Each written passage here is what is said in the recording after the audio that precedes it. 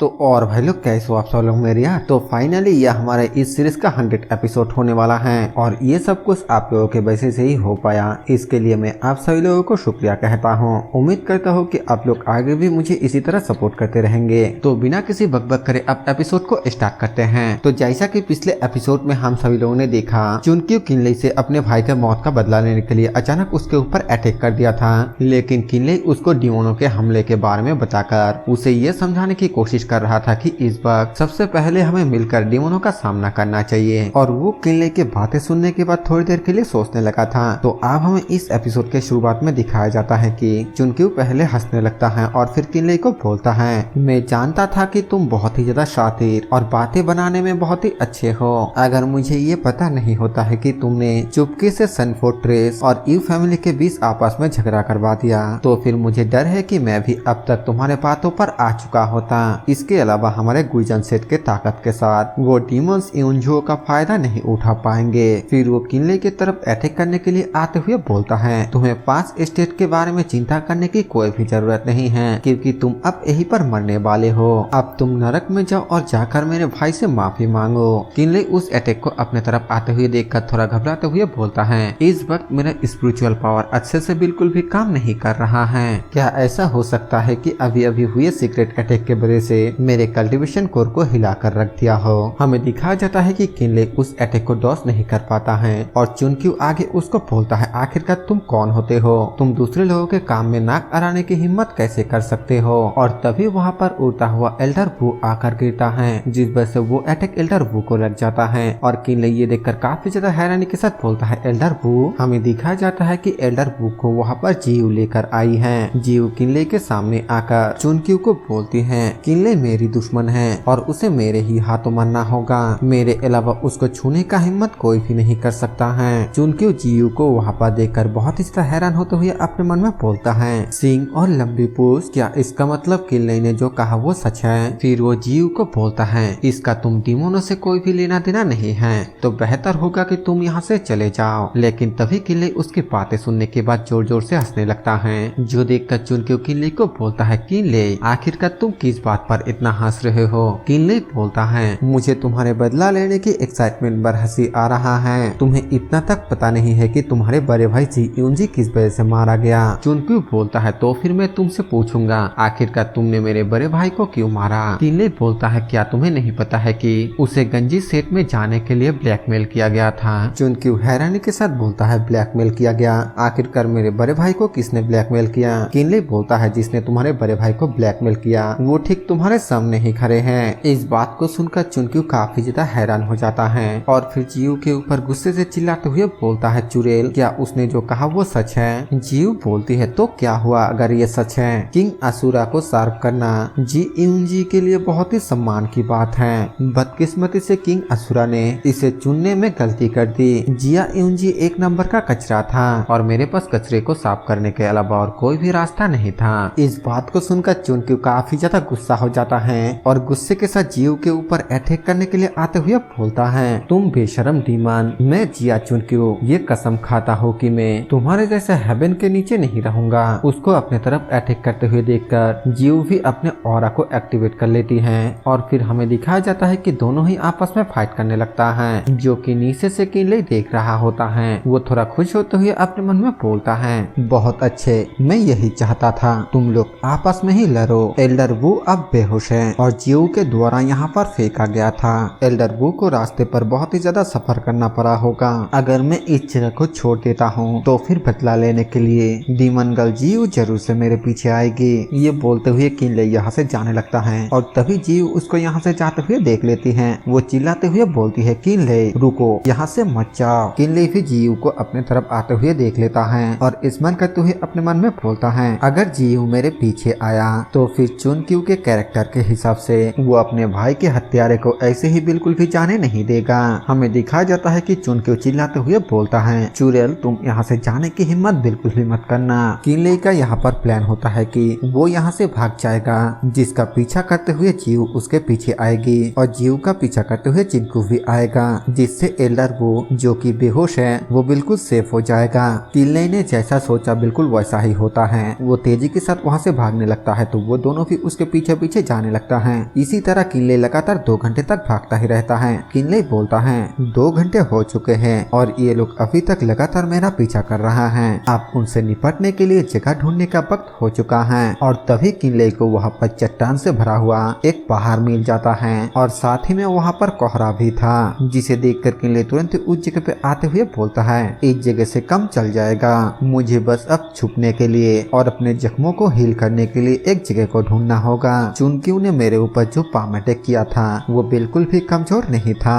और तभी वहाँ पर कोई शायद से जीयू ही चिल्लाते हुए बोलती है किनले छुपना बंद करो और अभी के अभी बाहर निकलो। किनले बोलता है ये आवाज लगता है कि ये जीयू की ही है, वो तो मेरा काफी ज्यादा करीब पहुँच गई। लेकिन ये थोड़ा अजीब बात है, इतना करीब होने के बावजूद भी उसने मुझे नोटिस नहीं किया। 1 मिनट, क्या ऐसा हो सकता है कि इस कोहरे में कुछ गड़बड़ है जो प्राइमोर्डियल स्पिरिट और स्पिरिचुअल पावर को ब्लॉक कर रहा है। और तभी हमें अचानक किनले के पीछे एक बहुत ही खतरनाक सांप को दिखाया जाता है जो कि किनले के ऊपर अटैक करने लगता है। लेकिन किनले का उसके ऊपर बिल्कुल भी ध्यान नहीं रहता है। वो आगे अपने मन में सोचते हुए बोलता है ऐसा लगता है कि ये जगह अभी भी सेफ नहीं है, मुझे तुरंत ही यहाँ से निकल जाना चाहिए। और तभी किनले पीछे की ओर देखकर काफी ज्यादा हैरान हो जाता है और तुरंत ही उस जगह से कूदते हुए बोलता है मैंने तो ये बिल्कुल भी नहीं सोचा था कि यहाँ पर डिमोनिक बीस्ट होगा। धत्तरी की आखिरकार ये किस तरह की जगह है। किनले तेजी के साथ वहाँ से भागने लगता है, लेकिन वो सांप किनले का पीछा नहीं छोड़ रहा होता है। किनले बोलता है ये तो अभी भी मेरा पीछा नहीं छोड़ रहा है, क्या ये बीस्ट मुझे सूंघते हुए पीछा कर रहा है। और तभी वो भागते हुए जीयू के सामने ही पहुँच जाता है। जीयू किनले को अपने तरफ आते हुए देखकर चिल्लाते हुए बोलती है किनले वहीं पर रुक जाओ, आखिरकार तुम कहाँ भाग रहे हो, हमारे बीच की लड़ाई अभी बाकी है। किनले उसको चिल्लाते हुए बोलता है लड़ाई बाद में कर लेना,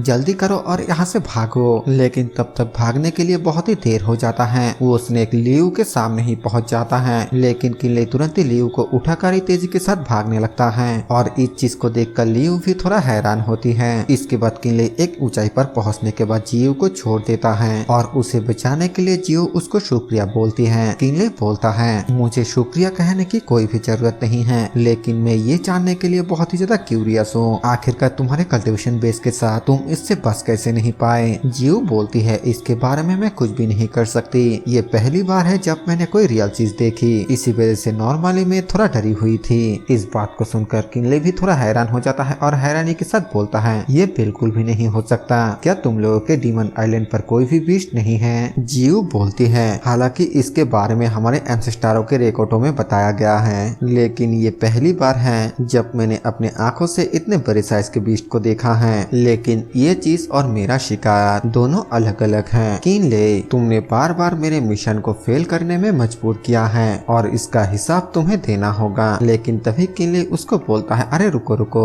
मिस जीयू, क्या आपको लगता है कि इस बारे में बात करने का ये सही वक्त है? तुम अभी मुझे परेशान करने की कोशिश क्यों कर रहे हो? चलो सबसे पहले यहाँ से जिंदा बचकर निकलते हैं और उसके बाद इस बारे में बात करते हैं। और तभी हमें उस स्नेक को दिखाया जाता है जो कि जमीन को चीरते हुए उन दोनों की तरफ आने लगता है, जो देखकर किनले बोलता है देखो ये फिर से यहाँ पर पहुँच गया, ये बीस्ट ये एक घोस्ट की तरह है जो दूर नहीं जाएगा। जीयू बोलती है तो फिर अब क्या किया जाए? किनले बोलता है यहाँ पर कोहरा इतना ज्यादा घना है कि हमारे स्पिरिचुअल सेंस को आगे बढ़ने बिल्कुल भी नहीं देता है, लेकिन ये बीस्ट वर्षों से यहाँ पर बिना इफेक्ट हुए रह रहा है, इसलिए ये अपने शिकार को शिकार करने के लिए अपने सुनने की शक्ति के ऊपर निर्भर रहा होगा।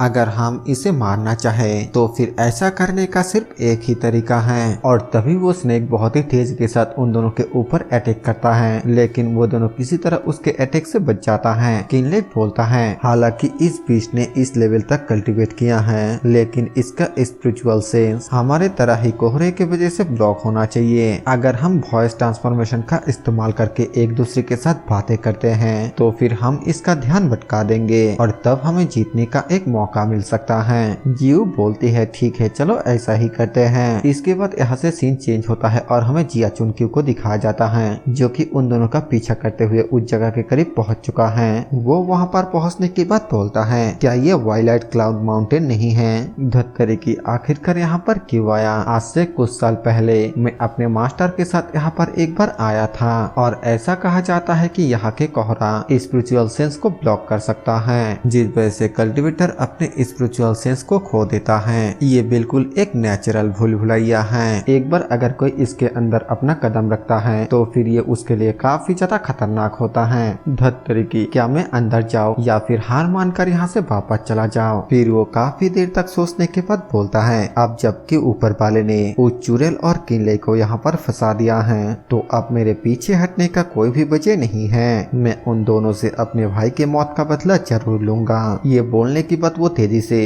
अंदर की तरफ जाने लगता है और तभी उसे अंदर से एक बहुत ही तेज दहाड़ सुनाई देता है, जिसे सुनने के बाद वो बोलता है, ये तो एक डिमोनिक बीस्ट का चीख है। वो चीख हवा में थोड़ा कमजोर था, जरूर से किसी ने उसको चोट पहुंचाया होगा। क्यों ना मैं वहाँ पर जाकर देखो, शायद से वो दोनों लोग आसपास ही हो सकता है। ये बोलने के बाद वो फिर से उस साउंड की तरफ जाने लगता है, जिसके बाद हमें अंदर उन दोनों को दिखाया जाता है जो कि अब भी उस स्नेक से बचकर भाग रहा था। जीव बोलती है, साथ मिलकर काम करना सच में बहुत ही ज्यादा फायदेमंद रहा। ये बीस्ट अब लगभग मरने वाला है। और तभी किनले बोलता है, एक मिनट रुको, ये थोड़ा अजीब है। और तभी किनले देखता है कि वो सांप जमीन के अंदर घुस जाता है, जिसे देखकर किनले चिल्लाते हुए बोलता है, अरे नहीं, ये एक अर्थ एस्केपिंग टेक्निक है। वो भागना चाहता है, जल्द से जल्द इसके पीछे चलो ताकि हम भविष्य के मुसीबतों से बच सके।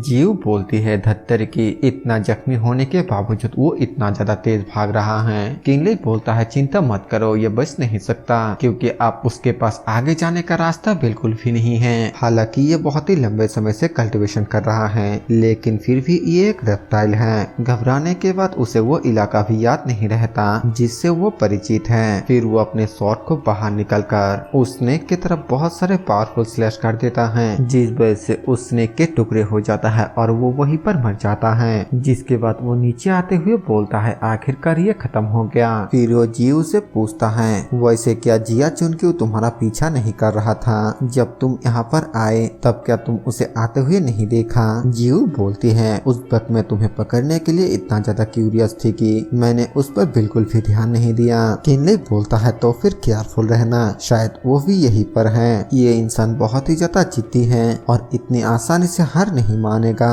और तभी वहाँ पर जिया चिनक्यू आकर स्माइल करते हुए बोलता है, मैं तुम्हारे बात पर सहमत हूँ। और फिर तुरंत ही फिर से पीछे से किनले के ऊपर अटैक कर देता है। जीव चिल्लाते हुए बोलती है, अपने पीछे देखो। किनले तुरंत ही पीछे की ओर घूमकर देखने लगता है, लेकिन तब तक बहुत ही ज्यादा देर हो चुका था। उसका वो अटैक किनले को लग जाता है, जिस वजह से किनले के मुंह से खून निकलने लगता है और वो बहुत ही बुरी तरीके से घायल होकर खाई में गिरने लगता है। जिसे देखकर जीव भी बिना सोचे समझे किनले को बचाने के लिए खाई पर कूद जाती है और वो उसके हाथ को पकड़ भी लेती है। वो खुश होते हुए बोलती है, मैंने उसे पकड़ लिया, अब बस मुझे उसे ऊपर की तरफ खींचना है। लेकिन तभी उसको एक जोरदार झटका लगती है और उसके बॉडी पूरी तरीके से नम हो जाती है। वो बोलती है, आखिरकार ये क्या हो रहा है? अचानक मैं नम कैसे हो गई और मेरी स्पिरिचुअल पावर मेरे कोर में जम गई है। अगर मैं तुरंत ही अपने स्पिरिचुअल पावर को इस्तेमाल नहीं कर पाया तो फिर मैं भी खाई में गिर जाऊंगी। लेकिन बिल्कुल ऐसा ही होता है, वो दोनों ही एक साथ खाई में गिर जाता है और साथ ही में बेहोश हो जाता है।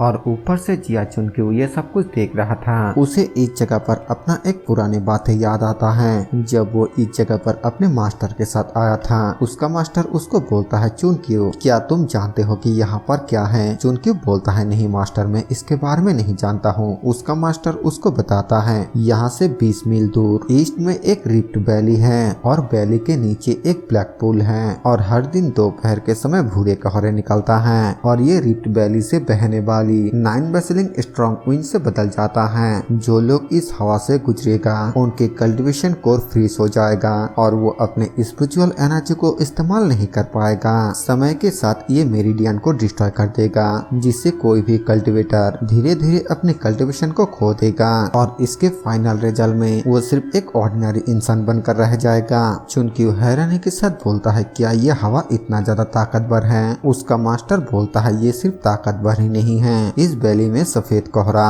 हवा के रूप होने और बिखरने में बनता है। तो तुम समझ गए कि ये कोहरा स्पिरिचुअल सेंस को अलग करने का ताकत क्यों रखता है ना? चुनक्यू बोलता है, जी मास्टर, डिसेबल समझ गया। उसका मास्टर बोलता है, चुनक्यू, अगर तुम किसी दिन यहाँ से गुजरो तो फिर मेरे इस बातों को अच्छी तरीके से याद रखना, तो फिर इस दरार के पास कभी मत जाना। अगर तुम गलती से भी इसके अंदर गिर गए तो फिर कल्टीवेशन का नुकसान तो बहुत ही छोटा है, लेकिन लेकिन अगर तुम एक ऑर्डिनरी इंसान बन गए तो फिर मुझे डर है कि तुम भूख के वजह से ही मारे जाओगे। ये सारे बातें सोचने के बाद जिया चुनक्यू बहुत ही ज्यादा खुश होते हुए बोलता है अब ये सब कुछ खत्म हो चुका है। किनले इस रिफ्ट वैली के अंदर गिर गया और अब उसका मरना तय है और वो चुड़ैल उसे बचाने के लिए आखिरकार उसने भी अपना जान को गवा दिया और इसके वजह से न सिर्फ मुझे एक डिमोनिक बीस्ट का कोर मिला बल्कि अब मैं डीमन रेस के बारे में इंफॉर्मेशन गुइटियन सेट पर भी पहुंचा सकता हूँ। अब मैं बहुत जल्दी बहुत ही ज्यादा फेमस हो जाऊंगा। ये बोलने के बाद वो जोर जोर से हंसते हुए यहाँ से चला जाता है, जिसके बाद यहाँ से सीन चेंज होकर हमें सनसेट सिटी में प्रिंसेस के मेंशन का सीन दिखाया जाता है, जहाँ पर कि प्रिंसेस एक बंदे को बोलती है क्या कहा तुमने, यंग हीरो किन लापता हो गया है। वो बंदा बोलता है हाँ, जब हम एक्सीडेंट सीन में पहुंचे हमें सिर्फ एल्डर वो बहुत ही बुरी तरह से घायल जमीन पर पड़ा हुआ मिला और यंग हीरो किन सचमुच लापता है। प्रिंसेस बोलती है हालत ये है कि आप बहुत ही ज्यादा परेशानी हो रही है, एल्डर वो बेहोश है और हमारा यंग हीरो किन से संपर्क टूट चुका है। क्या ऐसा हो सकता है, क्या हालत सचमुच बहुत जल्दी बदलने वाला है। और तभी वहाँ पर एक बंदा आते हुए बोलता है प्रिंसेस रिपोर्टिंग, यूनझो से जिंकिंग पैलेस और फेंगशु पैलेस के इनवॉय यहाँ पर आ चुका है। इस बात को सुनकर प्रिंसेस अपने मन में बोलती है जिंकिंग पैलेस और फेंगशु पैलेस, ऐसा लगता है कि ये स्ट्रॉन्ग सपोर्ट बहुत ही देर से आया है। इसके बाद प्रिंसेस उस बंदे को उन दोनों को अंदर लाने के लिए ऑर्डर देती है और इसी के साथ ये वाला सीन यहीं पर खत्म हो जाता है। तो आप लोग कमेंट पर जरूर बताना कि यहाँ पर किन दो लोगों का एंट्री हुआ है। वैसे मैं आप लोगों को बता देता हूँ कि इसका अगला एपिसोड और भी ज्यादा मजेदार होने वाला है, क्योंकि यहाँ पर लिटिल विश लोगों की भी एंट्री होने वाली है। बाकी यार इस वीडियो को पूरा देखने के लिए आप सभी को दिल से थैंक यू। वीडियो पसंद आए तो वीडियो को लाइक कर देना, चैनल पर नया हो तो सब्सक्राइब कर देना। मैं मिलूंगा आप सभी से एक और नए वीडियो के साथ, तब तक के लिए बाय बाय।